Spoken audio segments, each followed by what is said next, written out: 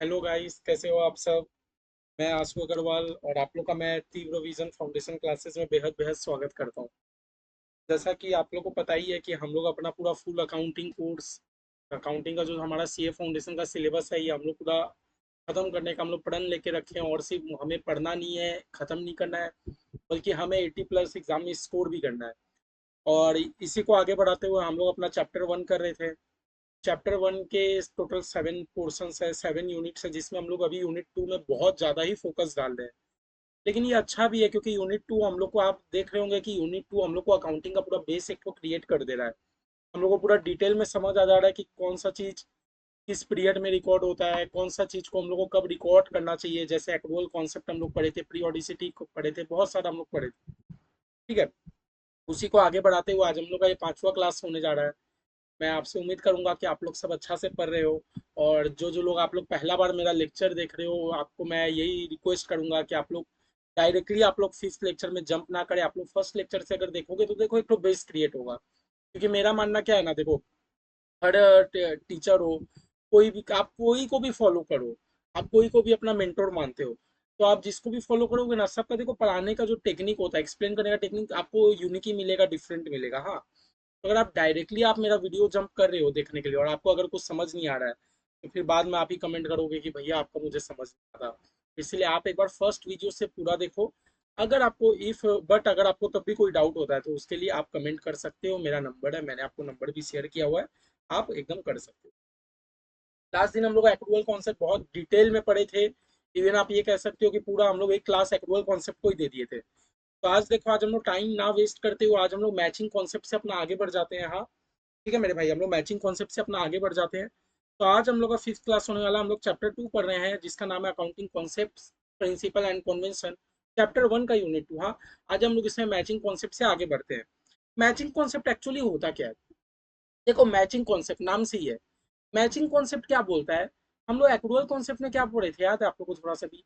Accrual concept में अपने ये पढ़े थे कि कोई भी ट्रांजेक्शन, हम लोग को ये नहीं फर्क पड़ता कि हम लोगों ने कैश पे किया कि नहीं किया, हम लोग का उसमें हक आ गया था। मतलब जैसे रेवेन्यू, मैंने आपको ट्यूशन पढ़ाना शुरू किया था, मैंने एग्जाम्पल भी दिया था।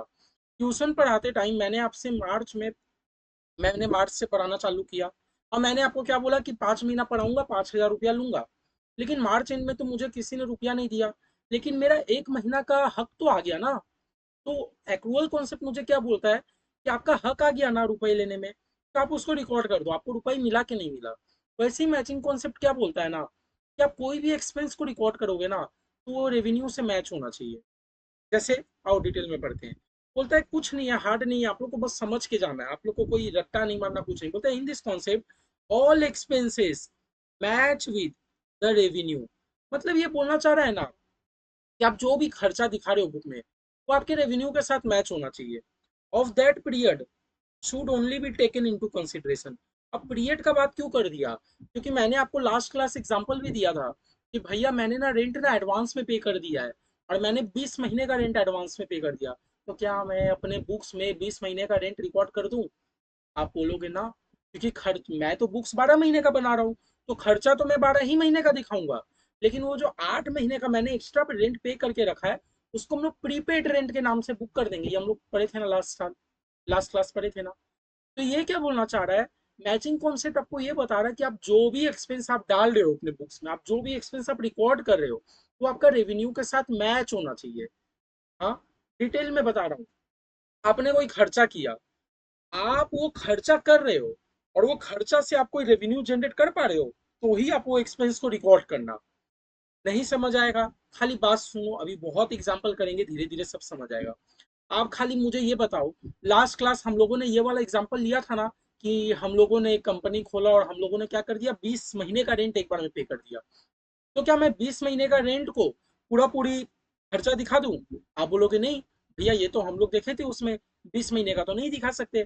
तो क्या आप अकाउंटिंग ही कर रहे हो 12 महीने का, 1 साल का, तो 20 महीने का खर्चा कैसे दिखाओगे? तो आपको क्या करना है, आपको 12 महीने का खर्चा दिखाना है, 8 महीने का प्रीपेड मारना है। ठीक है, आप बस उतना से याद रखियो। अब देखो मेरे साथ, बोल रहा है इन दिस कॉन्सेप्ट सारा एक्सपेंस आपका रेवेन्यू के साथ मैच होना चाहिए। और कौन से पीरियड का? जो आप फाइनेंशियल स्टेटमेंट बना रहे हो। फाइनेंशियल स्टेटमेंट मैंने आपको बताया था, पीएल बैलेंस शीट, और भी आगे पढ़ेंगे। बोलता है in the financial statement of the organisation if any revenue is recognised then expense related to earn that revenue should also be recognised. मतलब ये बोल रहा है आप अपने फाइनेंशियल स्टेटमेंट में आप रेवेन्यू रिकॉग्नाइज कर रहे हो। रेवेन्यू मतलब हम लोग समझे थे ना, रेवेन्यू मतलब हम लोग डीप में पूरा डेफिनेशन समझे थे। रेवेन्यू मतलब क्या हो गया, ग्रॉस इनफ्लो ऑफ कैश। आपको सामान बेच के, एग्जांपल दे रहा हूँ, आपको सामान बेच के जो हाथ में रुपया आ रहा है वो आपका रेवेन्यू है। तो भैया बोलोगे प्रॉफिट क्या होता है, वो रेवेन्यू में से आप जब एक्सपेंस को माइनस कर लेते हो ना बेटा, तो वो हम लोग का प्रॉफिट बन जाता है। आप एक पेन बेचे, ये पेन तो आप 10 रुपए का बेचे ना, मतलब आपका रेवेन्यू 10 रुपया है, लेकिन आपको बनाने का खर्चा 8 रुपया लगा था, तो आपका प्रॉफिट 2 रुपया है। समझ रहे हो, बेच के जो रुपया आया वो आपका रेवेन्यू होता है। तो ये क्या बोल रहा है मेरे भाई लाइन, बड़ा फाइनेंशियल स्टेटमेंट में अगर आप कोई रेवेन्यू को रिकॉग्नाइज की हो, जैसे मान लो आपने रिकॉग्नाइज किया कि मैंने पंखा बेच के मैंने इतना रुपया आया मेरे पास, तो उस चीज को जब हम लोग रिकॉर्ड कर रहे हैं तो उसका खर्चा को रिकॉर्ड नहीं करेंगे क्या, वही चीज बोल रहा है इन द फाइनेंशियल स्टेटमेंट। अगर कोई भी रेवेन्यू रिकॉग्नाइज हो रहा है तो उससे रिलेटेड जो एक्सपेंस है वो भी मेरा क्या हो जाएगा, रिकॉर्ड होगा। ठीक है, तो मैचिंग कॉन्सेप्ट बस हम लोग को ये बताया कि सारा खर्चा आपका रेवेन्यू के साथ मैच होना चाहिए। फिर वही बोला अगर आपका फाइनेंशियल स्टेटमेंट में कोई भी आप रेवेन्यू को रिकॉर्ड कर रहे हो, मतलब अगर ये हमारा मान लो पीएल है, PL account, profit and loss. Profit and loss account में अगर हम लोग दिखा रहे हैं, सेल्स मतलब रेवेन्यू हो गया ना, अगर हम लोग दिखा रहे हैं कि हम लोग 27 लाख का एग्जांपल ले लो, सामान बेच रहे हैं, बेच के रेवेन्यू आया, तो ये रेवेन्यू कमाने के लिए मेरा जो कुछ खर्चा होगा, तो खर्चा को भी तो मेरे को रिकॉर्ड करना होगा। अगर रिकॉर्ड नहीं करेंगे तो मेरा प्रॉफिट कैसे आएगा, आएगा नहीं आएगा ना। यही बात वो बोल रहा है कि फाइनेंशियल स्टेटमेंट में अगर आप कोई भी रेवेन्यू को रिकॉग्नाइज करते हो, तो उससे रिलेटेड जो एक्सपेंस हम लोग कमाए हैं वो रेवेन्यू को अर्न करने के लिए, वो रेवेन्यू को इनकम करने के लिए जो हम लोग का खर्चा लगा हम लोग को वो भी रिकॉर्ड करना होगा। जैसे मैंने 27 लाख का रेवेन्यू कमाया, 27 लाख कमाने के लिए मेरा कुछ तो खर्चा हुआ होगा ना, तो खर्चा को भी तो रिकॉग्नाइज करना होगा, रिकॉर्ड करना होगा, नहीं करेंगे तो मेरा प्रॉफिट वगैरह कैसे आएगा। यही बात को बोला। बोला this concept is based on accrual concept. हाँ, जरा जरा सा हम लोग को एक्रूअल वाला कॉन्सेप्ट भी नजर आ रहा होगा, क्योंकि ये एक्रूअल और मैचिंग कॉन्सेप्ट आपस में क्या एक्चुअली भाई भाई है। हम लोग एक्रूअल कॉन्सेप्ट में भी तो यही पढ़ के आए थे। क्या पढ़ के आए थे एक्रूअल कॉन्सेप्ट में, यही तो पढ़ के आए थे कि हम लोग अकाउंटिंग मर्चेंटाइल बेसिस में करते हैं, मतलब जब वो ट्रांजेक्शन ऑकर होता है हम लोग को पेमेंट वेमेंट से मतलब नहीं होता। मैचिंग कॉन्सेप्ट भी क्या है, जरा जरा सा एक्रूअल कॉन्सेप्ट के जैसा ही है। ठीक है, एक्रूअल के जैसा क्यों है बोल रहा है, क्योंकि ये देखता है occurrence of expense and income, does not concentrate on actual inflow और आउटफ्लो कर्व। क्योंकि जो मैचिंग कॉन्सेप्ट हम लोग को बोलता है ना, वो बोलता है आप खाली अपना इनकम को रिकॉर्ड कर लो, एक्सपेंस को रिकॉर्ड कर लो, आप पेमेंट किए कि नहीं किए मतलब नहीं पड़ता। मतलब मैंने पंखा खरीद लिया, आपका एक्सपेंस है ना, रिकॉर्ड कर लो। आप पंखा को खरीदने के लिए आपने पेमेंट किया कि नहीं किया फर्क नहीं पड़ता। आप मैचिंग कॉन्सेप्ट ये बोलता है रेवेन्यू कमाने के लिए आपने जो भी खर्चा किया आप तो रिकॉर्ड कर लो, रिकॉर्ड कर लो, भले ही आपने पेमेंट किया कि नहीं किया हमें ये मतलब नहीं पड़ता। तो जरा जरा सा एक्रूअल कॉन्सेप्ट के जैसा ही है। बोलता है this leads to adjustment of certain item like prepaid and outstanding expense. हाँ, अगर आप ऐसा कर रहे हो, आप खाली उसी पीरियड का रिकॉर्ड कर रहे हो, अभी अभी हम लोगों ने बताया था कि हम लोग कौन से टर्म का रिकॉर्ड कर रहे हैं, उसी टर्म का कर रहे हैं। जैसे मान लो रेंट मैंने 20 महीने का पे कर दिया, रेंट कितने महीने का पे कर दिया, 20 मंथ का। तो 20 मंथ का पे कर दिया तो क्या 20 मंथ का पूरा पूरी रिकॉर्ड कर दे, बोलोगे नहीं, नहीं करेंगे। हम लोग क्या करेंगे, 12 मंथ का जो रेंट है, 12 मंथ का रेंट को हम लोग एक्सपेंस रिकॉर्ड दिखा देंगे। हाँ, और जो बचा 8 महीने का एक्स्ट्रा रेंट हम लोगों ने दे दिया, इसको हम लोग प्रीपेड रेंट दिखाएंगे। प्रीपेड मतलब एडवांस, हम लोगों ने एडवांस में ही रेंट पे कर दिया, हमारे बुक्स में ऐसे रिकॉर्ड करेंगे हम लोग, है ना। तो वही बोल रहा है कि इससे करने से क्या होगा, आपको कुछ चीजें ना प्रीपेड आउटस्टैंडिंग मतलब आपको देना बाकी है, आपको ये सब के नाम से आपको रिकॉर्ड करना होगा। जब अकाउंटिंग के पार्ट में हम लोग प्रॉपर आ जाएंगे, आपको तब बहुत बढ़िया से समझ आएगा कैसे प्रीपेड रिकॉर्ड करते हैं, कैसे आउटस्टैंडिंग करते हैं। अभी जितना थ्योरी पढ़ोगे ना तभी थोड़ा थोड़ी कंफ्यूजन रह जाएगा। बस इतना बात याद रखो, मैंने आपको अभी तक क्या बताया मैचिंग कॉन्सेप्ट ने, कि आप एक्सपेंस वही रिकॉर्ड करना जो आपको रेवेन्यू अर्न करने में जो जो एक्सपेंस खर्च हुआ। मतलब रेवेन्यू अर्न करने के लिए आपका जो जो एक्सपेंस लगा आप उसको रिकॉर्ड करना, और अपने अकाउंटिंग पीरियड से बाहर में मत जाना। आपके अकाउंटिंग पीरियड में जो खर्चा हुआ आपको वही देने देखना है। हाँ, अगर मान लो अकाउंटिंग पीरियड के बाद भी आपका कुछ खर्चा हो रहा है तो आप उसको प्रीपेड में दिखा दो, एडवांस में, कि आपने एडवांस रेंट पे कर दिया, एडवांस बिल पे कर दिया। अब एक बात बताओ, अभी तो मैंने सबसे पहला लाइन मैंने आपको क्या बताया कि सारा एक्सपेंस ना रेवेन्यू के साथ मैच होना चाहिए। हम्म, बोला फाइनेंशियल स्टेटमेंट में सारा वही रेवेन्यू को रिकॉग्नाइज करना और expense related to earn that revenue. ये लाइन समझ आ रहा है कि वही एक्सपेंस को रिकॉर्ड करना जो वो revenue related to earn that revenue, मतलब रेवेन्यू को अर्न करने में आपका जो जो एक्सपेंस लगा आप उसी को रिकॉर्ड रिकॉर्ड करना। वो रेवेन्यू को अर्न करने में आपका जो जो एक्सपेंस लगा आप उसी को रिकॉर्ड करना। तो मैं एक बात बताओ, ये जरूरी है क्या? तो बोला ये जरूरी नहीं है कि सारा एक्सपेंस आइडेंटिफाई एवरी इनकम। आप सारा खर्चा से कैसे प्रूव कर पाओगे कि ये खर्चा से मेरा कुछ इनकम हुआ है कि नहीं हुआ? मैचिंग कॉन्सेप्ट का अपने सारा पहला लाइन ही ये पढ़ के आए कि वही एक्सपेंस को रिकॉर्ड करना जिससे आपका कुछ ना कुछ रेवेन्यू जनरेट हुआ हो। मतलब आप रेवेन्यू कमा रहे हो, कमाने के लिए आपका कितना एक्सपेंस लगा आप उसी को रिकॉर्ड करना। बट ये जरूरी तो नहीं है कि मेरा सारा खर्चा कुछ ना कुछ इनकम को दर्शाएगा। जैसे some expense are directly related to the revenue and some are time board. बड़ा कुछ कुछ हम लोग पता है कैसा खर्चा करते हैं, हम लोग कुछ खर्चा इसीलिए करते हैं कि ताकि हम लोग कुछ कमा पाए, और कुछ खर्चा ना अपने आप टाइम के अकॉर्डिंग होता रहता है। कुछ खर्चा हम लोग इसीलिए करते हैं कि हमारा कोई रेवेन्यू जनरेशन हो, कि हमारा कुछ इनकम हो, और कुछ कुछ खर्चा हम लोग को ऑटोमेटिकली टाइम बाउंड में हो जाता है। फॉर एग्जाम्पल, आपने सेलिंग एक्सपेंस किया, क्यों किया? ताकि आपका सेल हो पाए। सेलिंग एक्सपेंस, आप मान लो सेलिंग एक्सपेंस, आपने बाजार में बहुत सारे एजेंट को बैठा दिए, आपने एडवर्टाइजमेंट चलाया, तो ये सब क्या है? सेलिंग एक्सपेंस है। तो आप ये सेलिंग एक्सपेंस क्यों कर रहे हो? ताकि आप रेवेन्यू जनरेट कर पाओ, सेल जनरेट कर पाओ। बट बताओ, बट आप रेंट दे रहे हो, सैलरी दे रहे हो, आप इसको कैसे रिकॉर्ड करोगे? आपको कैसे पता कि इतना रेंट हम लोग इसीलिए दे रहे हैं ताकि हमारा इतना का सेल हो? हाँ, आपका सेल हो या ना हो, रेंट तो हर महीना देना पड़ेगा ना। सेल हो या ना हो, रेंट तो हर महीना देना पड़ेगा ना। मतलब ये जो रेंट का खर्चा है इससे कोई रेवेन्यू का कोई डायरेक्टली कनेक्शन नहीं है। समझ आया? इसीलिए बोल रहे हैं कि जरूरी नहीं है कि हर आपका एक्सपेंस कोई ना कोई इनकम को दर्शाएगा।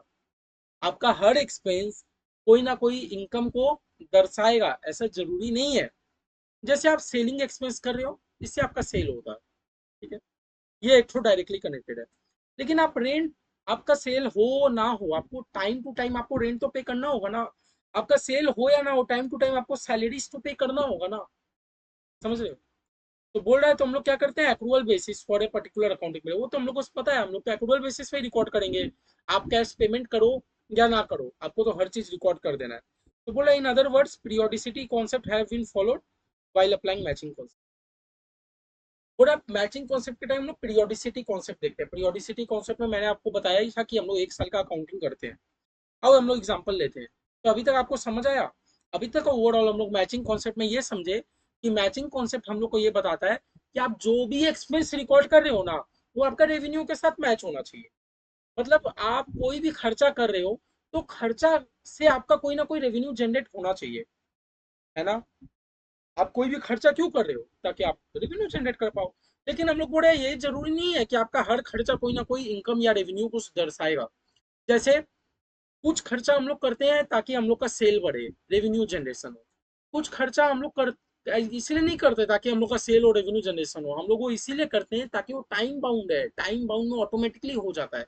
जैसे आपने, मान लो आपने क्या किया, आपने सैलरी पे किया, आपका सेल हो या ना हो, सैलरी का तो खर्चा जाना ही है, जाएगा कि नहीं जाएगा? तो ये कोई डायरेक्टली कनेक्टेड नहीं है, मतलब ये automatically automatically time to time salary का एक्सपेंस होता रहेगा। रेंट, रेंट क्या, आपका मान लो आपका सेल नहीं हुआ तो आपके जो लैंडलॉर्ड है वो आपको क्या रेंट छोड़ देंगे? नहीं, वो भी तो रेंट टाइम टू टाइम मांगेंगे ही ना। तो इससे भी आपका सेल का कोई डायरेक्टली कनेक्टेड नहीं है। लेकिन आपने जो सेल प्रमोशन पे खर्चा किया, ब्रांडिंग में खर्चा किया, एडवर्टाइजमेंट पे खर्चा किया, ये तो आपका सेल से डायरेक्टली कनेक्टेड है ना? समझ आ रहा है? तो यही बोला, जरूरी नहीं है कि हर खर्चा आपका सेल से कनेक्टेड हो। हाँ, कुछ कुछ खर्चा हम लोग का सेल से कनेक्टेड नहीं होता तो भी हम लोग को रिकॉर्ड करना है। और हम लोग ये पढ़े, जब मैचिंग कॉन्सेप्ट हम लोग फॉलो करते हैं तो एक तरीके से हम लोग एक्रूअल बेसिस ही फॉलो करते हैं। और जब हम लोग ये फॉलो करते हैं तो हमें पता है कि हम लोग को प्रीपेड, आउटस्टैंडिंग, ये सब का भी जरूरत पड़ेगा। क्योंकि हो सकता है आपने पीरियड के बाहर भी जाके कुछ खर्चा कर दिया हो, तो वो मेरा इस पीरियड, इस अकाउंटिंग पीरियड का तो खर्चा नहीं था, नहीं था तो मैं रिकॉर्ड कैसे करूंगा। तो इसीलिए हम लोग उसको प्रीपेड, आउटस्टैंडिंग ये सब के नाम पे रिकॉर्ड कर देंगे, ठीक है। अभी वैसे दिमाग मत लगाओ, इतना अगर समझ आ गया और अगर आप जरा सा पढ़ पा रहे हो तो बहुत बेटर आपके लिए। अब हम लोग थोड़ा सा एग्जाम्पल देखते हैं, एग्जाम्पल जितना हो सके सब अच्छा से करना, ऐसे ही बुक का एक भी नहीं करना, क्या पता क्या उठ के आ जाए एग्जाम में। बोलता है पीके स्टार्टेड क्लोथ बिजनेस। हाँ, मिस्टर पीके है, क्लोथ बिजनेस शुरू किया। चलो हम लोग डायग्राम भी बनाते चल, बेटर रहेगा। मिस्टर पीके कौन सा बिजनेस करा मेरे भाई? Cloth business.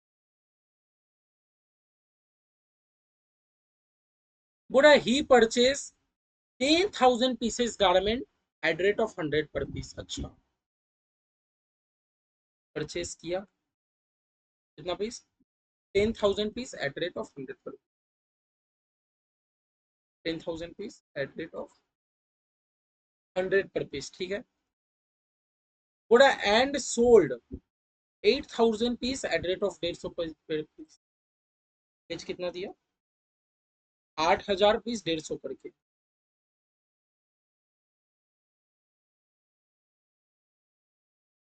ओके। बोला during the counting period of 12 month, 1 January to 31 December 20। देखो एक्चुअली हमारा तो अकाउंटिंग पीरियड होता है अप्रैल से लेके मार्च तक। हम लोग जो एकदम प्रैक्टिकल में बात करते हैं, हमारे इंडिया की जो कंपनियां रन करती है वो आपका मार्च, अप्रैल से लेके दिसंबर, मतलब मार्च तक का फॉलो करती है। लेकिन आपका क्वेश्चन ही में अगर बोल देता है कि अकाउंटिंग पीरियड जनवरी से दिसंबर है, तो आप क्वेश्चन के साथ तो बहस नहीं करने लग जाओगे, है ना। प्रैक्टिकल लाइफ में क्या होता है कि हमारा अकाउंटिंग पीरियड अप्रैल से लेके मार्च तक होता है, 1 अप्रैल से लेके 31 मार्च। बट आपको क्वेश्चन ही में अगर बता देता है कि हमारा अकाउंटिंग पीरियड 1 जनवरी से दिसंबर तक है, तो आप बहस तो नहीं करोगे, आपको वही मानना है। तो बोलता है ही paid 100 3,000 per month for 11 month. अच्छा, 100 पे किया।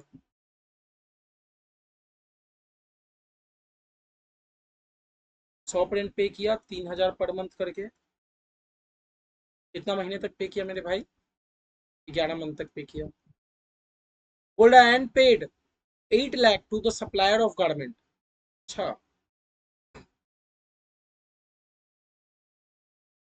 ये बोलता है गारमेंट सप्लायर को 1 लाख रुपया पे, 8 लाख पे किया।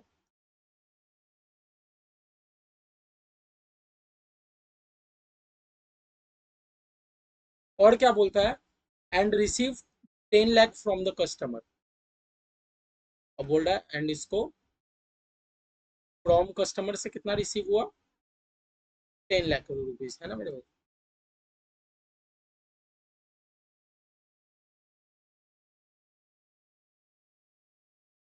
ठीक है।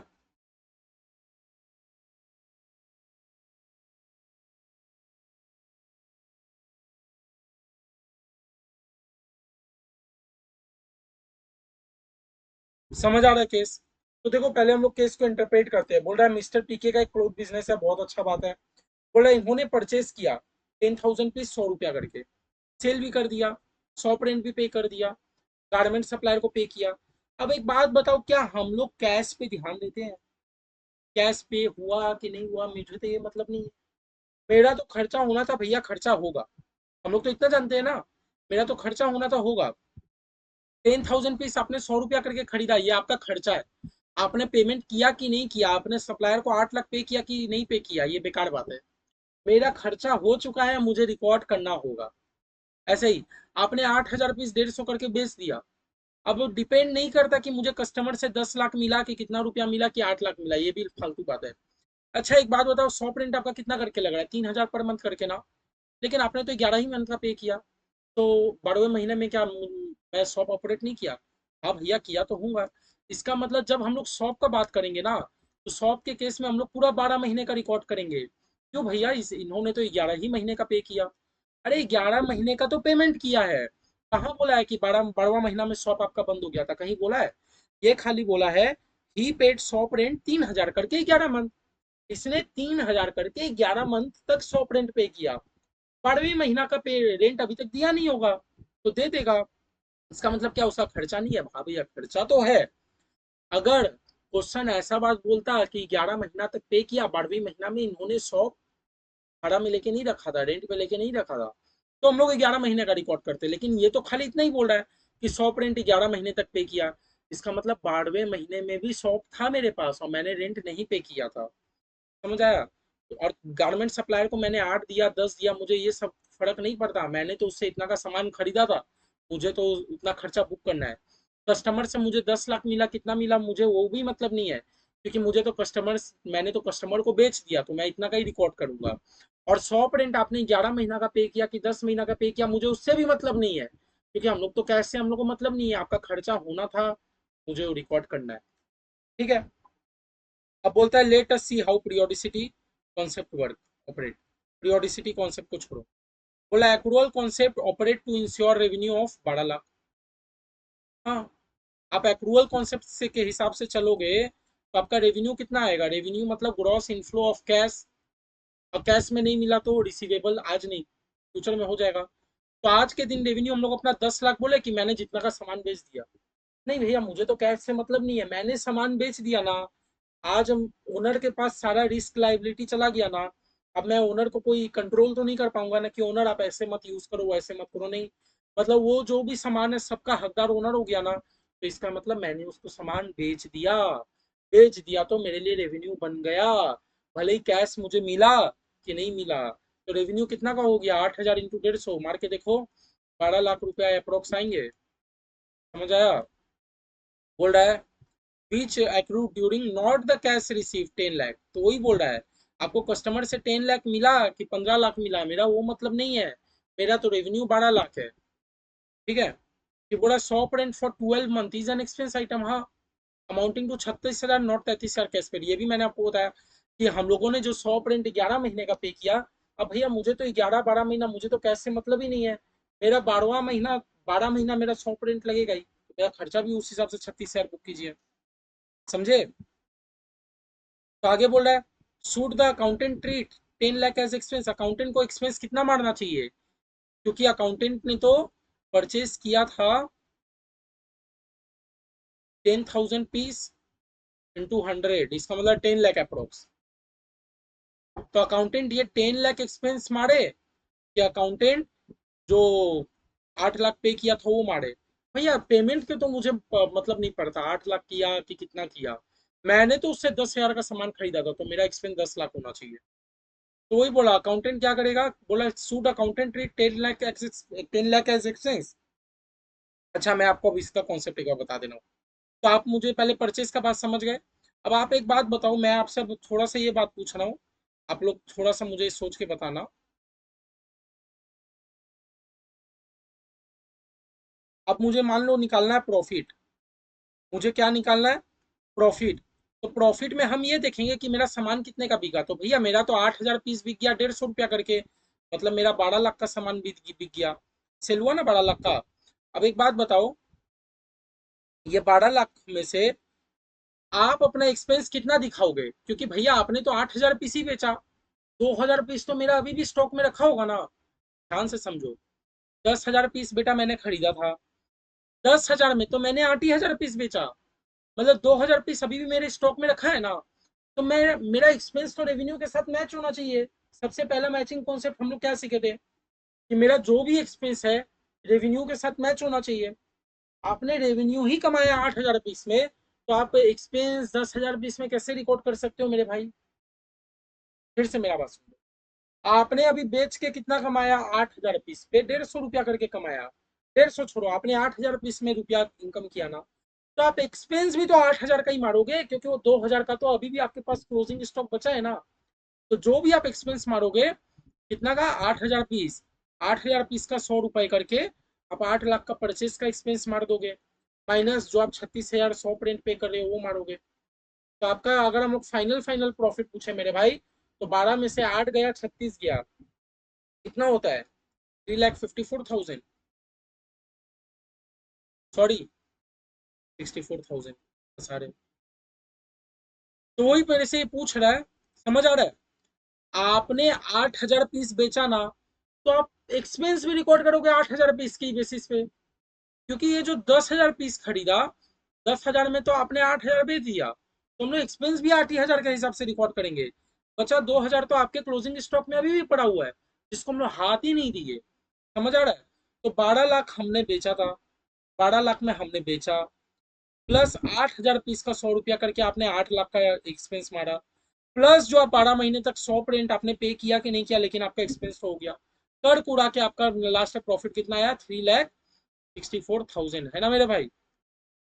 तो वही बोला, क्या अकाउंटेंट पूरा 10 लाख को एक्सपेंस मान ले? ये जो 10 लाख है, ये जो 10 लाख है, 10 लाख 10,000 पीस करके 100 नहीं भैया, 10 लाख को एक्सपेंस क्यों मानेगा?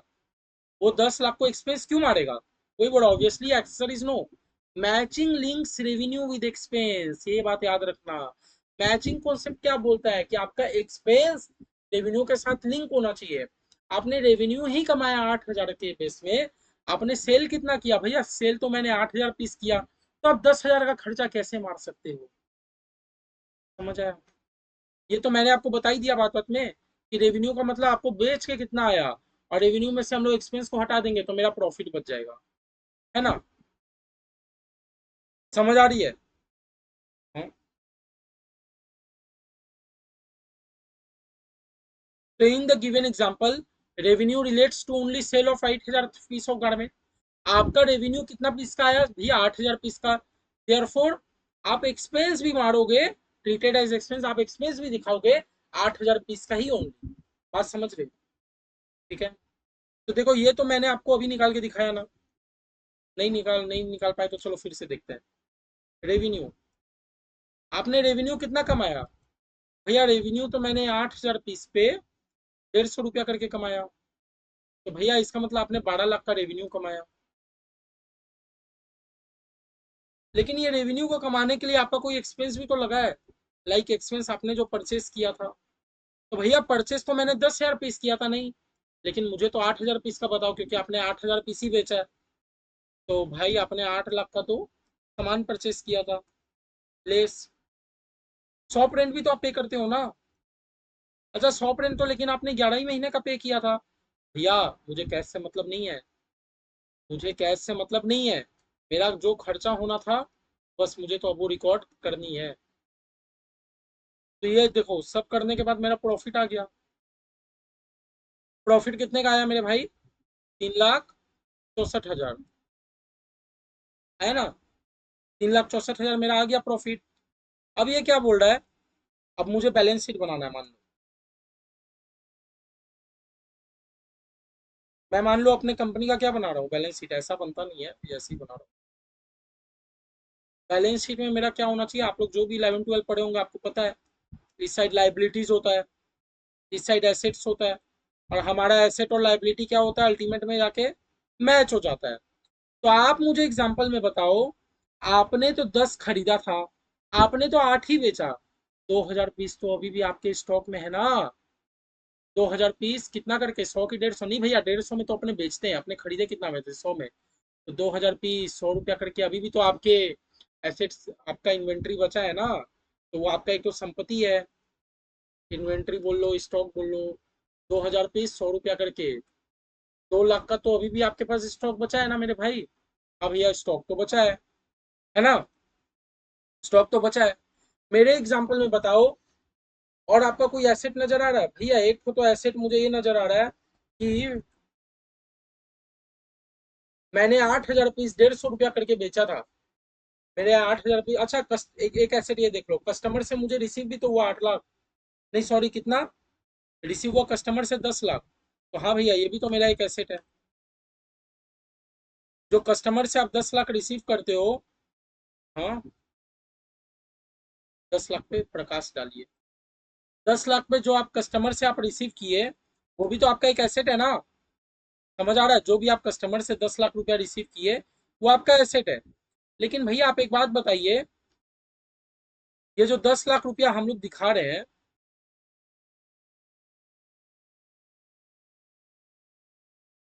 ये जो 10 लाख रुपया मुझे कस्टमर से मिला, एसेट तो है, लेकिन वो कैश से फिर मेरा खर्चा भी तो हो गया ना। मैंने वही कैश तो, मैंने देखो कस्टमर से 10 लाख मिला, आपने कैश बिजनेस में ला के रखा, उसी में से तो फिर आपने 8 लाख रुपए निकाल के सप्लायर को दे दिया। एग्जाम्पल पढ़ो जाके, दिया कि नहीं दिया? हाँ मतलब, कैश भले ही मेरे पास 2 लाख आया, 10 लाख आया था, लेकिन मैंने सप्लायर को पे भी तो कर दिया 8 लाख, किया ना 8 लाख। अच्छा रेंट रेंट रेंट रेंट आपने 11 महीने का पे किया कि 12 महीने का? भैया 12 महीने का तो रिकॉर्ड करेंगे, लेकिन कैश में तो मैंने अभी 11 ही महीने का दिया ना। तो मेरा कैश कितने का बच रहा है? 10 लाख में से 8 गया, ये गया, 1,67,000 मेरे पास कैश बचा है। समझ रहे हो? आपके पास इन्वेंट्री 2 लाख का कैसे बचा? क्योंकि भैया आपने परचेस किया था 10,000, आपने तो 8 ही हजार बेचा। 2 लाख 2,000 यूनिट 100 रुपया करके आपका अभी भी बचा हुआ है, रिकॉर्ड कर दिया।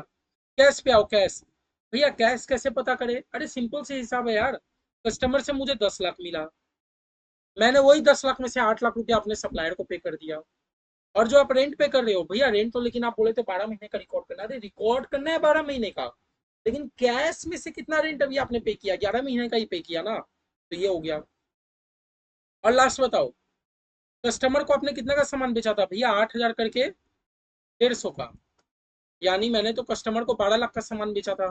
क्या कस्टमर ने आपको पूरा पेमेंट कर दिया? नहीं भैया, कस्टमर ने तो मुझे अभी तक 10 लाख ही पे किया है। तो इसका मतलब 2 लाख का अभी भी आपका वो है ना, डेटर है ना।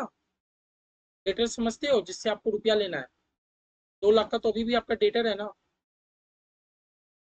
समझ आ रहा है? तो अल्टीमेट में आपका बैलेंस क्या हुआ? 2 2 4 5, 5 लाख, 5,67,000। समझ रहे हो? आओ अब लाइबिलिटी साइड देखते हैं। लाइबिलिटी साइड आ जाओ मेरे भाई, लाइबिलिटी साइड ये आ जाओ। आपने परचेस कितना का किया था भैया? 10,000 रुपया करके 100, मतलब मुझे 10 लाख रुपए मेरे सप्लायर को देने थे।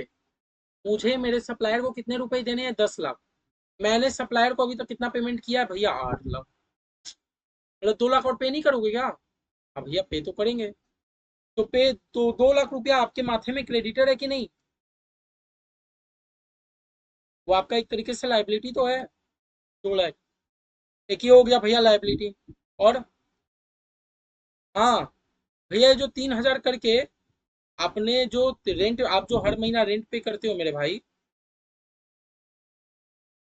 आप जो हर महीना रेंट पे करते हो, हर महीना कितना? 3 हजार ही करके देते हो। लेकिन कैश में आप कितना रेंट पे किए थे भैया? मैंने तो कैश पे 11 ही महीना का पे किया था। तो एक महीने का अभी भी तो रेंट देना आपका बचा है ना। समझ रहे हो? एग्जाम्पल पढ़े हो ना बुक से? आप हर महीना 3 हजार रुपया करके रेंट देते हो, लेकिन अभी तक तो आपने 11 ही महीने का रेंट पे किया है। एक महीने का और आपको देना है ना, अभी तक नहीं दिया, इसका मतलब आपके माथे में लाइबिलिटी है ना। है ना? मतलब कुछ एक्सपेंस आपका पेबल अभी भी है ना, आपको कुछ एक्सपेंस अभी भी पे करना है। 3 हजार का रेंट आपको देना है। और एक बात याद रखो, मैंने आपको क्लास में बताया था, बार बार चीख चीख के बताया था कि जो भी प्रॉफिट होता है, मैं कंपनी तो एक अलग हूँ, कंपनी का ओनर अलग है। ओनर कंपनी पे क्यों इन्वेस्ट करता है? ताकि कंपनी उसको रिटर्न बैक दे। तो आज कंपनी कोई भी प्रॉफिट कमाता है, तो कंपनी के माथे में ये तो लाइबिलिटी है ना कि मुझे तो ये प्रॉफिट मेरे ओनर को रिटर्न करना है। आप बैलेंस शीट कंपनी का बना रहे हो, और आपके कंपनी ने प्रॉफिट कमाया, तो आपका कंपनी क्योंकि एक सेपरेट लीगल पर्सन है, तो आपका कंपनी अगर कोई भी प्रॉफिट कमाता है, तो कंपनी के माथे में लायबिलिटी है कि मुझे ये प्रॉफिट मेरे ओनर को रिटर्न करने हैं। समझा? तो इसीलिए जो भी कंपनी प्रॉफिट कमाता है, कंपनी वो ओनर को रिटर्न कर देता है। 364 का प्रॉफिट था, है ना? तो अल्टीमेट में कितना हो गया? 567, 567 मैच, समझे? देखो बड़ा इजी था। सबसे पहले आपको प्रॉफिट निकालना आ गया ना? हाँ भैया, प्रॉफिट तो ऐसे निकाले क्योंकि मैंने 8 हजार बेच के इतना रुपया कमाया, लेकिन जो एक्सपेंस मैंने माइनस किया ना, मैंने 10 हजार का नहीं माइनस किया, मैंने 8 ही हजार का किया, क्योंकि always expense match with the revenue, हम लोग ये पढ़े हैं। और 100 का जो बात रहा ना, भले ही हम लोगों ने 11 महीने का कैश में पे किया, लेकिन खर्चा तो 12 महीने का बुक होगा ना। कर कुड़ा के मेरा प्रॉफिट आ गया। अब एक बात बताओ, आपने खरीदा था 10 हजार यूनिट, लेकिन आपने तो 8 ही हजार यूनिट बेचा, मतलब 2 हजार यूनिट अभी भी आपके एसेट्स में पड़ा है ना, उसका रिकॉर्ड कर दिया। एक और एसेट मेरा कैश है, क्योंकि मुझे कस्टमर ने 10 लाख रुपए ही कैश दिया था, मैंने तो सप्लायर को 8 लाख ही पे किया, तो 2 लाख कैश मेरे बिजनेस में अभी भी पड़ा है। अच्छा 2 लाख, 2 लाख में से फिर मेरा कुछ खर्चा भी तो हुआ ना। रेंट का जो मुझे, मेरा टोटल रेंट कितना, टोटल रेंट मेरा है, मैंने 33 हजार दिया कि 36? नहीं भैया, 12 महीने का तो हम लोग रिकॉर्ड कर रहे हैं, लेकिन कैश में तो 11 ही महीने का गया है। तो 33 हजार का अपने लोग रेंट भी रिकॉर्ड कर दिए। अल्टीमेट में मेरे पास कैश इतना बचा।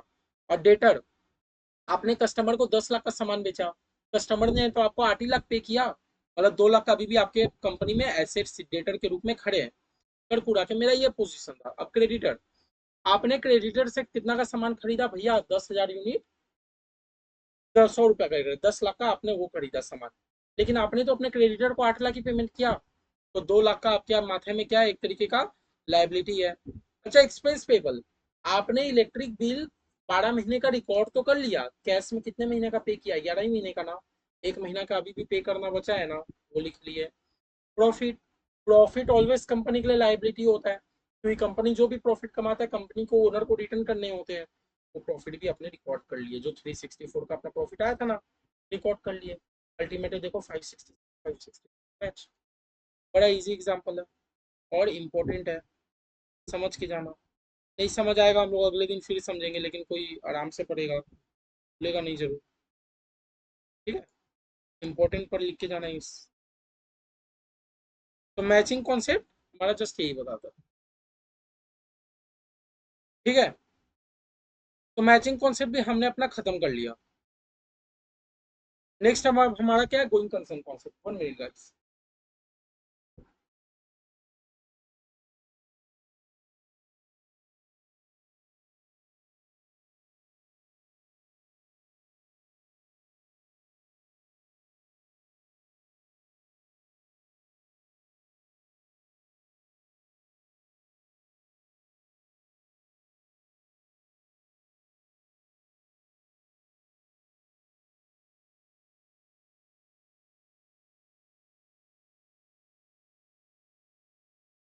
हाँ, नेक्स्ट हमारा क्या है, गोइंग कंसर्न कॉन्सेप्ट।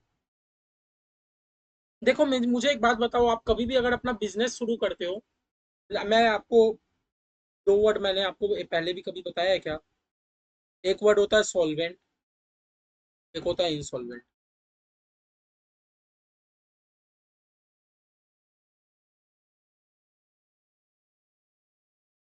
सॉल्वेंट का मेरा मतलब होता है कि एबल टू पे द डेब्ट्स, मैं अपना सारा कर्जा चुका पाऊंगा। इंसॉल्वेंट का मतलब होता है जब एक कंपनी अनेबल टू पे द डेब्ट्स। इंसॉल्वेंट का मतलब जब एक कंपनी अपना कर्जा नहीं क्लियर कर पाता। सॉल्वेंट का मतलब जब एक कंपनी अपना कर्जा क्लियर कर पाता है, कर्जा सारा चुका पाता है, सॉल्वेंट है। इंसॉल्वेंट मतलब जब एक कंपनी अनेबल टू पे द डेट। अब गोइंग कंसर्न कॉन्सेप्ट का क्या है ना, कि हम लोग जब भी एक कोई भी अकाउंटिंग करते हैं, तो हम ये एज्यूम करके चलते हैं ना कि हाँ ये कंपनी तो चलेगा सालों साल। क्या आप हमेशा अकाउंटिंग करने के टाइम आप एक मन में नेगेटिविटी फैला के चलते हो, नहीं ये कंपनी नहीं चला तो, मतलब मेरा बात सुनो, आप बुक बना रहे हो पूरे साल का, आप 1 अप्रैल से लेके 31 मार्च तक का बुक बना, अब 1 अप्रैल के दिन आप कोई भी अगर एंट्री मारोगे तो आप तो ये सोच के मारोगे ना कि हाँ कंपनी अभी मेरा चलेगा, सालों साल चलेगा। क्या 1 अप्रैल के दिन ही, एक साल का पहला दिन ही आप एंट्री मारने बैठ रहे हो और आप नेगेटिविटी थॉट के साथ एंट्री मार रहे हो कि नहीं मेरा कंपनी तो आगे चलेगा नहीं, मुझे ऐसे ऐसे एंट्री मार। तो देखो दोनों अप्रोच अलग होता है। जब हम लोग गोइंग कंसर्न वैल्यू, हम लोग जब ये एजम्पशन लेके चलते हैं कि हमारा कंपनी गोइंग कंसर्न में बेसिस पे है, गोइंग कंसर्न मतलब अभी मेरा कंपनी लिक्विडेट होने वाला नहीं है, उस टाइम अकाउंटिंग का कॉन्सेप्ट अलग हो जाता है। और जब आप ये एजम्पशन नहीं करते हो कि हाँ हमारा कंपनी अब गोइंग कंसर्न नहीं रहेगा, मतलब लिक्विडेट होने वाला है, उस टाइम अकाउंटिंग का तरीका चेंज हो जाता है। तो क्या बोला था financial statement. 1 minute guys.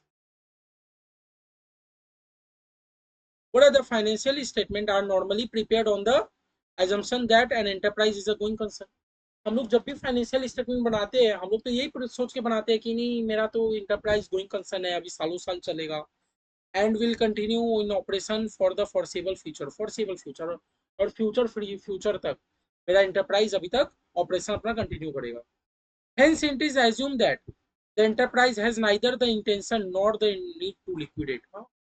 Enterprise का कोई नीड नहीं है कि वो अभी लिक्विडेट हो जाए, बंद हो जाए, है ना। इफ सच एन इंटेंशन और नीड एग्जिस्ट, और अगर आपके कंपनी को ये लगता है कि मुझे मेरा मेरा तो सामने साल लिक्विडेशन हो जाएगा, मेरा कंपनी सामने साल बंद हो जाएगा, तो फाइनेंशियल स्टेटमेंट में आपको प्रॉपर, तो फाइनेंशियल स्टेटमेंट आपका डिफरेंट बेसिस से बनेगा और आपको डिस्क्लोज करना होगा। तो क्या बोले, अगर आपका फाइनेंशियल स्टेटमेंट में कुछ भी डिस्क्लोज नहीं किया गया है कि इंटरप्राइज चलेगा कि नहीं चलेगा, तो आप क्या एजम्पशन लेके चलोगे, आप यही एजम्पशन लेके चलोगे कि मेरा एंटरप्राइज तो भी चलेगा। लेकिन अगर आपका फाइनेंशियल स्टेटमेंट है, balance sheet profit and loss में सेपरेटली नोट्स की जगह पे ये मेंशन किया गया है कि हमारा एंटरप्राइज और नहीं चलेगा, सामने साल में लिक्विडेट हो जाएंगे, इसका मतलब आपको उसका अकाउंटिंग भी अलग तरीके से करना होगा, आप ये देख के ही समझ जाना। तो इसका मतलब हम लोग ये अभी तक समझे कि हम लोग हमेशा ये एज्यूम करके चलते हैं कि हमारा एंटरप्राइज तो अभी गोइंग कंसर्न लॉन्ग लास्टिंग चलने वाला है, और अगर नहीं चलेगा तो आपको उचित डिस्क्लोज करना होगा। ठीक है, अभी आगे एग्जांपल दिखाएंगे क्या। हाँ, अब एग्जांपल ही डायरेक्ट करो ना। What suppose Mr. X purchase a machine for his business by paying 5 lakh out of 7 lakh invested by him। अच्छा, इसका मतलब जो मिस्टर एक्स है मेरा, वो 7 लाख रुपया जो इन्वेस्ट कर रहा है, ये 7 लाख इन्वेस्ट को अपने लोग कैपिटल का नाम देते हैं कि नहीं मेरे भाई? देते हैं ना। मैंने तो बोला ही था कि ओनर अगर कोई भी रुपया इन्वेस्ट करता है तो मेरा क्या रूप में आता है, कैपिटल। तो 7 लाख का तो मेरा कैपिटल है। ये कैपिटल में से वो क्या करता है, 5 लाख का क्या खरीद लेता है, मशीन। 5 लाख का मशीन। बोला he also paid transportation expense and installation charge amounting to 7,000। आपको मैं एक बात बता दूं, मशीन जब मशीन को एकदम स्टार्टिंग के टाइम, खरीदने के टाइम, आपका जो भी खर्चा होता है, आप मशीन जैसे मान लो, मैं आपको एक एग्जांपल दे रहा हूँ, आपने कोई भी झूठ मत बोलना, आपने एसी खरीदा 30,000 का, लेकिन घर में आपके रिलेटिव आते हैं और पूछते हैं, भाई जी एसी कैसे खरीदे, आपके पापा या मम्मी क्या बोलते हैं, 40,000 का खरीदा, क्यों ऐसा? मुझे सिंपल सा बस इतना आंसर दो, आपने तो एसी 30,000 का खरीदा था, लेकिन घर में कोई भी अगर आके आपके पापा मम्मी से पूछता है कि ये एसी कितने का खरीदा था, तो आप तो जरूर आपके पापा या मम्मी, अंकल आंटी जी तो 40,000 बता देते हैं। तो इसका मतलब क्या अंकल आंटी जान के गलत बताते हैं? नहीं पापा, तो गलत नहीं बताते, वो लोग 40,000 सही बोलते हैं। क्योंकि देखो, एसी तो आपने 30,000 का खरीदा, एसी को लाने में 1,000 का खर्चा, वायरिंग कराने में 2-3 हजार का खर्चा, मीटर चेंज कराने में 2-3 हजार का खर्चा, इंस्टॉलेशन कराने में 2-3 हजार का खर्चा, शुरुआत में आपने एसी का जो एएमसी ओएमसी और जो भी लिया होगा, वारंटी एक्सटेंड कराया होगा, उसका भी खर्चा। तो इसका मतलब, कहने का मतलब ये है, जब भी कोई आप एसेट्स को फर्स्ट टाइम खरीदते हो और first to time ready to use होने के लिए आप एसेट्स के ऊपर जो जो खर्च करते हो, सब आप कैपिटलाइज कर देते हो, एसेट्स का पार्ट मान लो। जैसे आपके अंकल आंटी ने क्या किया, इंस्टॉलेशन हुआ था, वो सब जोड़ के बता दिया 40,000 हुआ था। तो इसका मतलब वो भी अकाउंट्स जान रहे हैं, कहीं ना कहीं अकाउंटिंग का नियम ही है। तो इस केस में देखो, हम लोगों ने भी मशीन खरीदा कितने का, 5 लाख का, लेकिन हम लोगों ने इंस्टॉलेशन चार्ज दिया 70,000 का। तो अब बताओ, हमारा मशीन 5 लाख का है कि 5,70,000 का है? नहीं भैया, 5 लाख तो रहेगा नहीं, क्योंकि शुरुआत शुरुआत में जो इंस्टॉलेशन चार्ज देते हैं वो भी मशीन का ही पार्ट होता है। हम लोग बोलेंगे हम लोगों ने मशीन 5 लाख का नहीं खरीदा, हम लोगों ने मशीन 5,70,000 का खरीदा। If he is still willing to continue the business, अगर इसका अभी भी मन है कि बिजनेस और आगे करेगा, तो इसका फाइनेंशियल पोजीशन कैसा नजर आएगा, नॉर्मल। जो भी ओनर हमारे कंपनी पे रुपया इन्वेस्ट करता है, तो कंपनी के लिए तो लायबिलिटी है ना कि उसको ओनर को रिटर्न देने हैं। मैं ओनर हूँ, मैंने मेरे कंपनी पे रुपया लगाया 7 लाख, तो कंपनी वो 7 लाख लेकर थोड़ी रख लेगा। कंपनी के पास तो लायबिलिटी है ना कि मुझे मेरे ओनर को रुपए रिटर्न करने हैं। इसीलिए हमेशा कैपिटल ना लायबिलिटी साइड नजर आता है। कैपिटल कितने का, 60 लाख का, 7 लाख का मैंने कैपिटल लगाया। अब ये कैपिटल में से मैंने क्या किया, 5 लाख का मशीन खरीदा और 70,000 रुपया इंस्टॉलेशन फीस दिया। तो इसका मतलब मेरा मशीन 5 लाख का नहीं है, 570 का है। स्टार्टिंग स्टार्टिंग में एकदम पहली बार हम लोग जो इंस्टॉलेशन चार्ज, गाड़ी भाड़ा जो भी देते हैं, सब मेरे मशीन का पार्ट बन जाता है। समझ रहे हो? तो मैंने जो मशीनरी, मैंने क्या किया, 570 का तो मशीन खरीद लिया, बचा कुचा रुपया गया, बचा कुचा भाई मेरे पास कैश में पड़ा होगा ना अभी भी 31। 31 कैसे, क्योंकि ओनर ने तो मुझे 7 लाख रुपया दिया था, 7 में से तो अभी तक 570 ही खर्चा हुआ है, 31 तो अभी भी बचा होगा ना मेरे पास। बात समझ रहे हो ना? Very good. अब क्या बोल रहा है, नाउ अगर ओनर ये डिसाइड करता है टू बैक आउट, ओनर ये डिसाइड करता है कि भाई मुझे और बिजनेस नहीं करना, अब मैं बंद कर दूंगा, and he desire to sell the machine, it may fetch more than या लेस देन 570। अब बोला, अब ओनर को मन नहीं है कि भाई और वो बिजनेस करे, इसका मतलब वो लिक्विडेट करना चाहता है। आपने तो 570 का मशीन खरीद लिया, लेकिन उसको मशीन बेच के 5 लाख ही मिलने वाला है। तो इसका मतलब हम लोग 5 लाख पे रिकॉर्ड करेंगे कि 570 पे, भैया 5 लाख पे। क्योंकि जब आप लिक्विडेट करने जा रहे हो ना, तो आपको जो वैल्यू मिलता है आप उस पर रिकॉर्ड करते हो। अभी आपने क्या किया, अभी तो आपने कोई माथापच्ची नहीं किया, अभी तो आपको पता था कि मेरा बिजनेस अभी गोइंग कंसर्न बेसिस में चलता रहेगा, तो इसीलिए हम लोग क्या किया, 570 पे रिकॉर्ड कर दिए। लेकिन अब आपको क्या पता है कि नहीं भाई, ओनर को और बिजनेस करने का मन नहीं है, ओनर अब बिजनेस को बंद करना चाहता है, तो बंद करना चाहता है ना, तो हो सकता है आपको मशीन बेच के ज्यादा भी आए, हो सकता है मशीन बेच के कम भी आए, जो वैल्यू पे आए उतना पे रिकॉर्ड कर दो। So his financial position should be different. If going concern concept is taken, increase or decrease in the value of asset in the short run is ignored.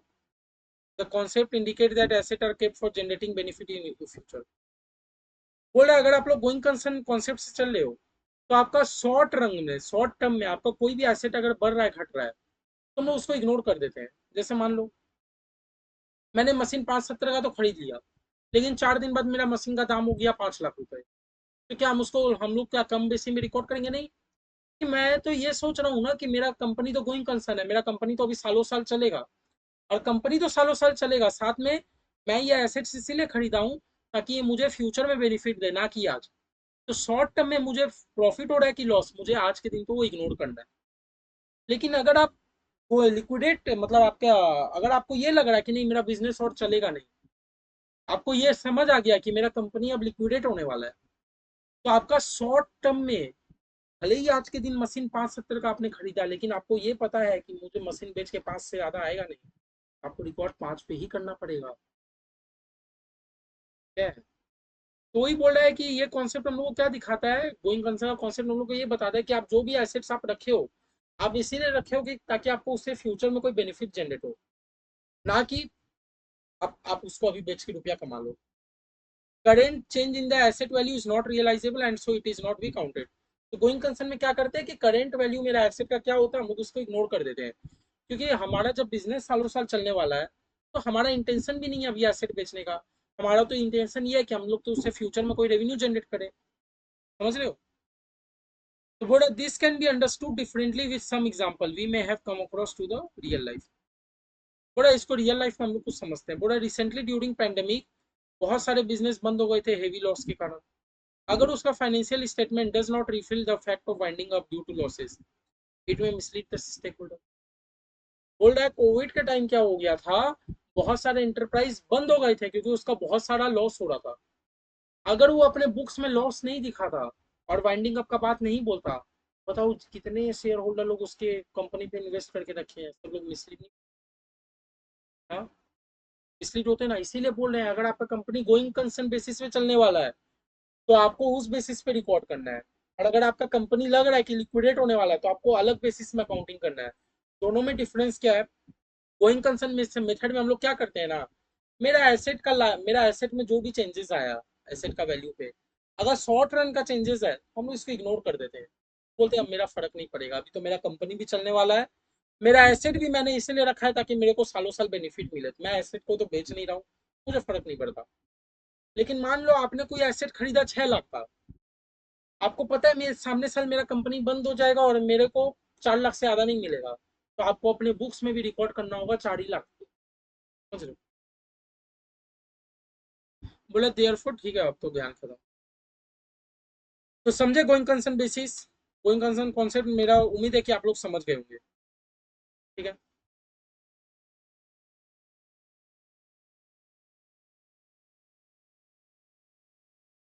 मैं आपको आगे बढ़ने से पहले मैं आपको चाहता हूँ ना कि मैं आपको एक तो खाली आज डुअल एस्पेक्ट कॉन्सेप्ट समझा दूँ, फिर कल के क्लास में हम लोग 2 कॉन्सेप्ट करेंगे, फिर आगे का सम्स करेंगे। देखो डुअल एस्पेक्ट कॉन्सेप्ट अगर अगर हम लोग कर लेते तो बेटर रहता है। तो आज हम लोग का 3 हो जाएगा, मैचिंग कॉन्सेप्ट की है, एक डुअल एस्पेक्ट कॉन्सेप्ट की है, और एक हम लोगों ने कौन सा कॉन्सेप्ट किया, गोइंग कंसर्न कॉन्सेप्ट कर लिया, 3 टोटल। देखो डुअल एस्पेक्ट कॉन्सेप्ट हमें क्या समझाता है। डुअल एस्पेक्ट, क्योंकि आप लोग सब देखो 12 पास हो, आप लोग पढ़ो या ना पढ़ो, लेकिन आप लोग को इतना तो पता होगा कि हाँ कोई भी ट्रांजेक्शन हमारा डेबिट होता है, डेबिट क्रेडिट होता है। आप लाइफ में कोई भी ट्रांजेक्शन कर रहे हो, आपके ट्रांजेक्शन का क्या एक ही पहलू हो सकता है, डेबिट? नहीं, कोई चीज को क्रेडिट भी तो करो। आपके आपने मोबाइल खरीदा, आपके पास अगर मोबाइल आ रहा है, तो आपके हाथ से रुपए भी तो जा रहा है।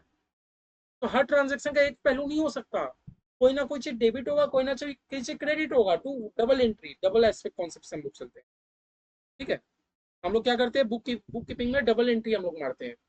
बोल रहा है हर ट्रांजेक्शन या इवेंट का दो पहलू होता है।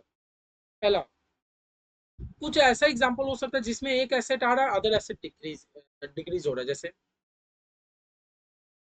Purchase machinery.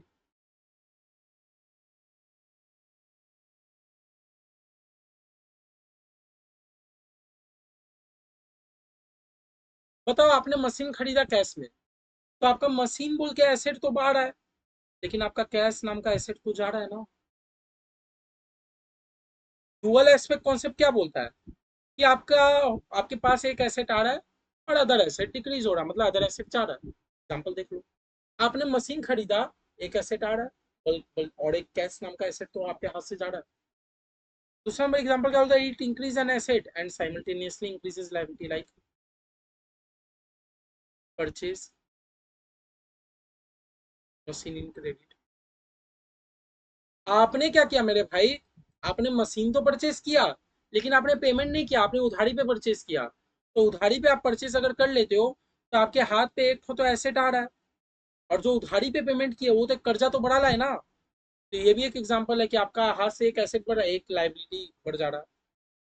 तीसरा बोला it decreases one asset increases another asset. हाँ, एक एसेट, ये देखो ना ये वाला एग्जांपल पे, एक एसेट जा रहा है तो एक एसेट आ रहा है। बोला decreases one asset decreases the liability. बोला एसेट भी घट रहा है, लाइबिलिटी भी घट रहा है, लाइक आपको कोई को रुपए देने थे, आपको अपने मान लो क्रेडिटर को रुपए देने थे, लेकिन आपने रुपए नहीं दिया, आपने बोला कि मेरे पास एक एसेट बचा, आप वो ले जाइए। तो आपकी कंपनी से एसेट भी घट गया, आपका कर्जा भी खत्म हो गया। तो डुअल एस्पेक्ट समझ रहे हो क्या होता है कि हर एंट्री के दो पहलू होते हैं, एक चीज डेबिट होते हैं तो एक चीज क्रेडिट ही होते हैं, है ना। अल्टरनेटिवली ठीक है। अब हम लोग एग्जांपल देखेंगे, एग्जांपल अगर हम लोग देख लेते तो आई थिंक अपने लोग ज्यादा क्लैरिटी के साथ dual aspect concept.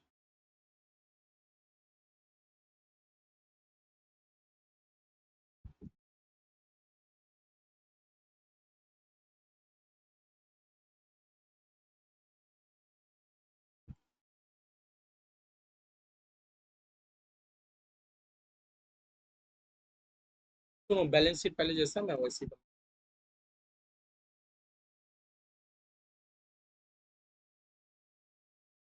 Balance sheet, हाँ हम लोग ये नंबर करते हैं। पहले बैलेंस शीट का हम क्वेश्चन पढ़ लेते हैं। कैपिटल मतलब समझ रहे हो, जो ओनर ने रुपए लगाए होते हैं। इसमें मतलब हमारी कंपनी पे ओनर ने 1.5 लाख रुपए लगाए हैं, प्लस मैंने कुछ लोन लेके रखा है कंपनी के नाम पे, प्लस कुछ अदर लोन है, साथ में मेरे कंपनी के पास इतना एसेट है, साथ में कैश है। अब ट्रांजेक्शन देखो, पहला number, a new machine is purchase paying 50,000 in cash. बोल रहा है आपने 50,000 रुपए देके आपने नया मशीन खरीदा। तो एक बात बताओ, आपने कैश तो कम हो गया, आपने कैश पे करके नया मशीन खरीदा। कैश पहले आपके पास कितना था मेरे भाई, भैया कैश तो 1 लाख था, 1 लाख था, लेकिन 1 लाख में से तो आपने 50,000 पे कर दिया ना नया मशीन खरीदने के लिए। तो अब आपके पास कैश कितना बचा, 50,000 का। आओ मशीन पे, मशीन पहले कितने का था, मशीन मेरे भाई 2 लाख का था, 2 लाख का था, और ये जो अभी कैश पे करके आप 50,000 का नया मशीन उठा लाए, ये नहीं था क्या। तो अब टोटल मेरे पास 2.5 लाख का मशीन है ना। मतलब आपका क्या हुआ, आपका देखो ना, एक एसेट कम हो रहा है तो आपका एक एसेट बढ़ भी तो रहा है। वो एस्पेक्ट देख रहे हो, 50,000 का एक एसेट कम हुआ तो 50,000 का एक एसेट बढ़ा भी ना। और बाकी तीनों में तो कोई चेंजेस नहीं है, कैपिटल वैसे को वैसे ही।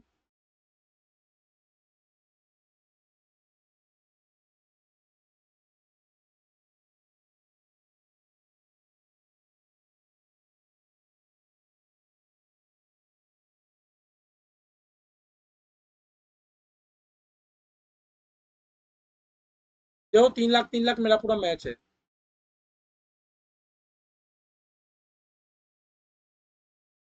समझ आ रहा है, आपका एक मशीनरी नाम का एसेट बढ़ा है तो आपका कैश नाम का एसेट भी तो घट गया ना। सिमिलरली अपने 2 नंबर में देखते हैं। बोले एक नया मशीन खरीदा 50,000 on credit, cash is to be paid later on. बोला आपने क्या किया, आपने 50,000 का उधारी पे मशीन तो खरीद लिया, कैश बाद में देंगे, कब देंगे नहीं पता, तो अभी इसको काट दो। जब आपका क्वेश्चन में क्लैरिटी नहीं है कि कैश कब पे करेंगे तो हम लोग रिकॉर्ड कैसे करेंगे। पहले आप क्लैरिटी तो दो कि आपने कैश कब पे किया, लेटर ऑन का मतलब क्या होता है। तो अब की बार आपने क्या किया, मशीन खरीदा लेकिन उधारी पे खरीद लिया, है ना। मशीन तो मेरे भाई खरीद लिया, लेकिन उधारी पे खरीदा 50,000 का।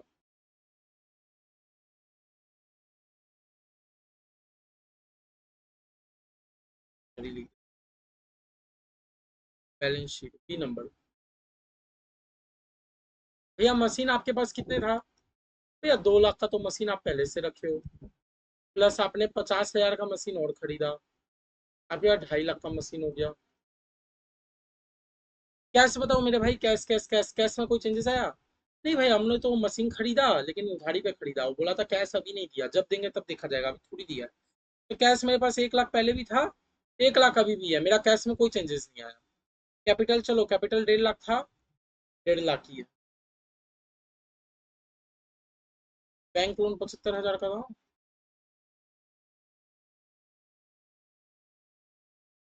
अदर लोन, देखो अदर लोन आपके पास पहले कितने का था भैया? मेरे कंपनी में तो 75,000 का लोन था। साथ में मशीनरी तो आपने कैश देके नहीं खरीदा ना, मशीनरी के लिए भी तो आपको लोन उठाना पड़ा। हाँ, तो 50,000 का लोन नहीं लिखोगे तो आपका टोटल 1,25 हो गया लोन का। अल्टीमेट देख लो, 3.5 लाख मैच हो रहा है।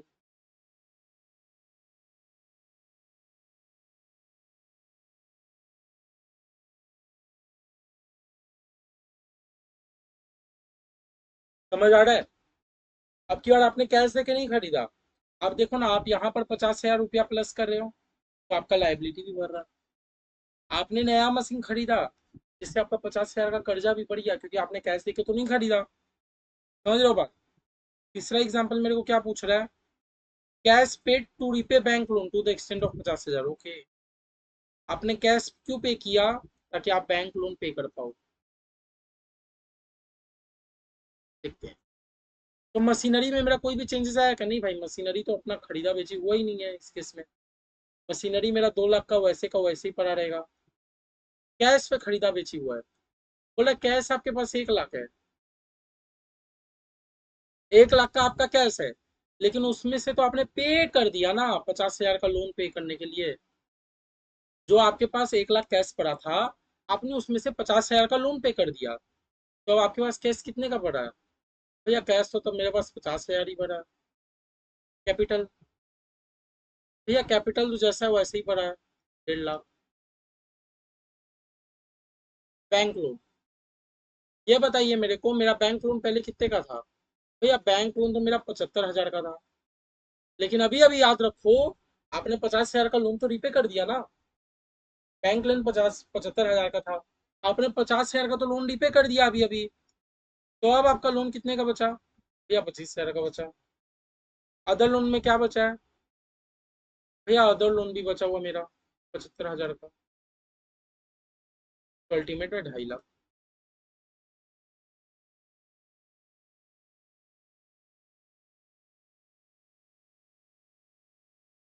है ना? सेम टू सेम हम लोग करेंगे D. Raise bank loan 50,000 to pay off another loan. Okay, थोड़ा हम लोग एक बैंक लोन लिए ताकि हम लोग अदर बैंक को रिपे कर पाए।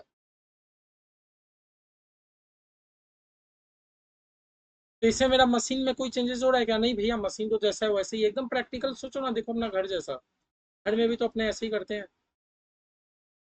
कैश कैश, भैया कैश तो जैसे दिख रहा था 1 लाख वैसे का वैसे ही दिखेगा, क्योंकि कैश तो ना आया है ना गया है। कहीं तो क्वेश्चन में देखो ना, डिटेल किया है क्या कैश? रेज बैंक लोन, बोला खाली बैंक लोन रेज किया, अब कैश आया कि नहीं गया वो कैसे पता करेंगे बताओ? कैपिटल कितने का है मेरे पास? भैया कैपिटल तो आपके पास 1.5 लाख का है।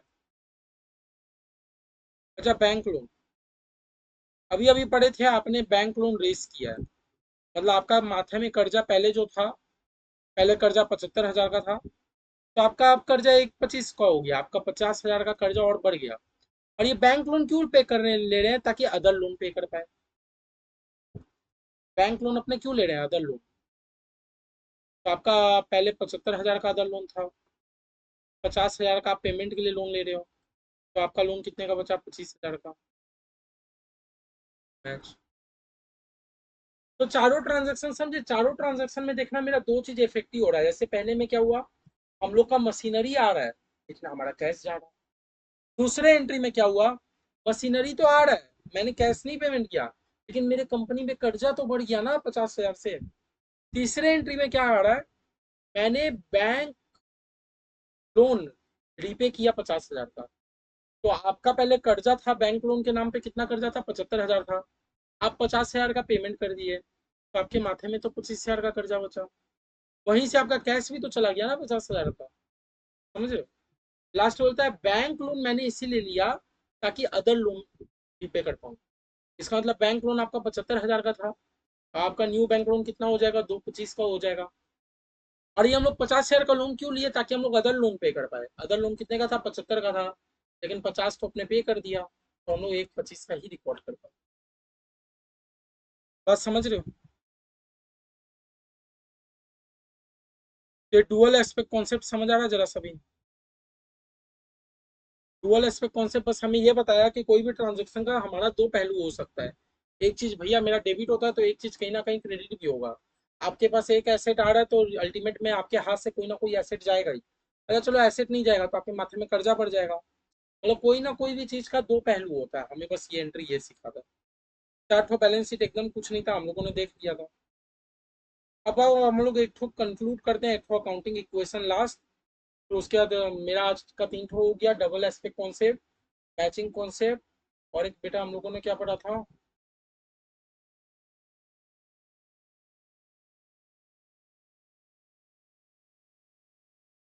गोइंग कंसर्न कॉन्सेप्ट भी पढ़ा था। गोइंग कंसर्न कॉन्सेप्ट भी। देखो एक तो इक्वेशन आप लोग जानते हो, equity equal to asset minus liability. देखो एक्चुअली मैं आपको बताता हूँ।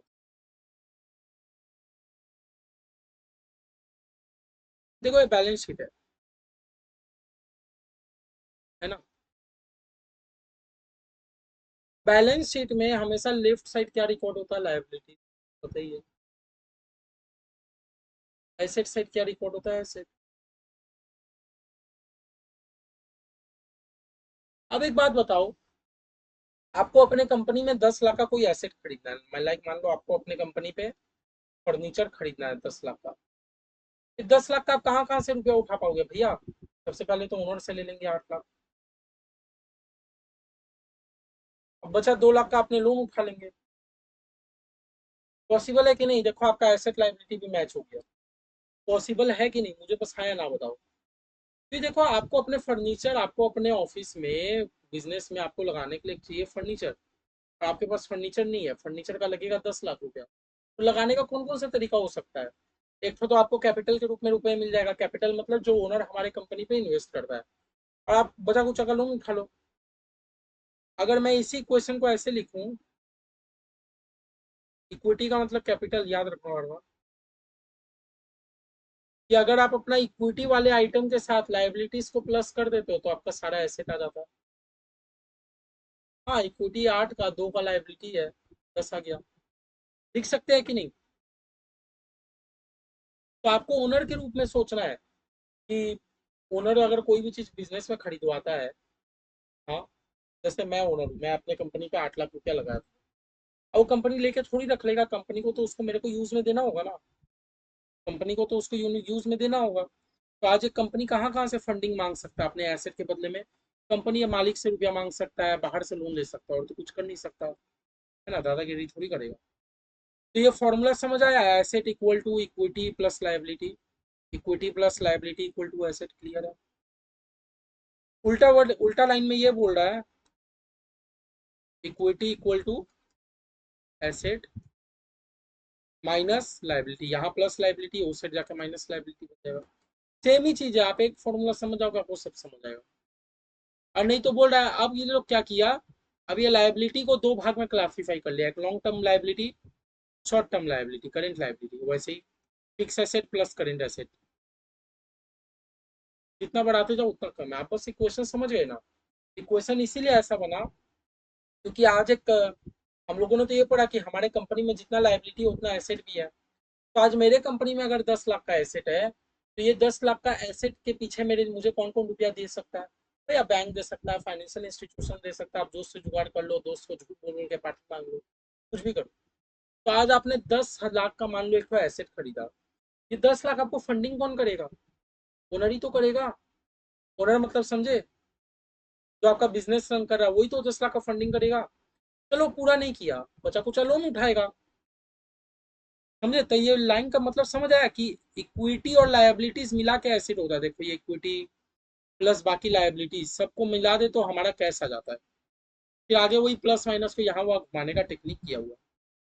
ठीक है। जो इलस्ट्रेशन वन है देखो बहुत ज्यादा हार्ड नहीं है, लेकिन ये एग्जाम में एक बार आया हुआ है मुझे जहां तक याद है। एकदम डायरेक्ट क्वेश्चन आया था। आप एक बार घर में जस्ट एक बार प्रैक्टिस करने का हेल्प पूछिए, प्रैक्टिस करने का। नेक्स्ट दिन आज हम लोगों ने अपना अच्छा से क्लास कंप्लीट कर लिया। कौन कौन सा डुअल एक्सपेक्ट कंप्लीट कर लिया, और हम लोगों ने अपना गोइंग कंसर्न कॉन्सेप्ट भी कर लिया, और हम लोगों ने मैचिंग कॉन्सेप्ट भी कर लिया। देखो बहुत अच्छा से मैंने, मुझे लगता है क्लास कंप्लीट हुआ है।